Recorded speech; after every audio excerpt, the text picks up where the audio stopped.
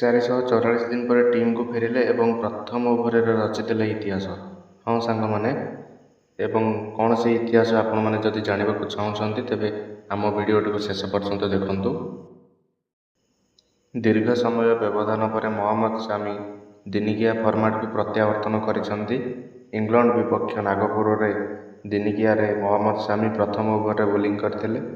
यही over England खेलाड़ी मैंने गोटे भी रन बनाई पारि नथिले। इंग्लैंडर प्रथम पारी प्रथम ओभर मिडियन जाइथिला। प्रथम ओभर बोलिंग करने समय इंग्लैंडर स्टार बैट्समैन सल्ट बैटिंग करुले। शामी घातक बॉल को से बुझापी नाकेदम होते। लगातार 6टी बॉल फिंगी शामी गोटे भी रन दे नथिले।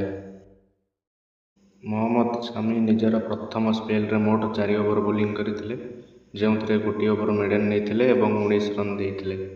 विकेट मिल नथिले इंग्लिश बैट्समैन मैंने मोहम्मद शामी बॉल को किसी बुझीपारि नथिले।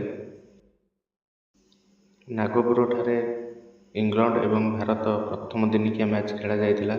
इंग्लैंड अधिनायक जॉस बटलर टॉस जीति प्रथम बैटिंग करने को निष्पत्ति ग्रहण करते।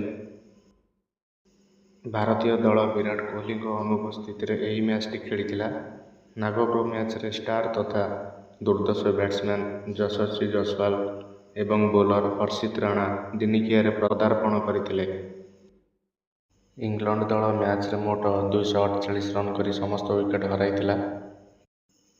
भारत पक्षर हर्षित राणा रवींद्र जडेजा को 3टी लेखाएं विकेट मिलता एवं शामी अक्षर पटेल कुलदीप यादव को गोटे लेखाएं विकेट प्राप्त होता।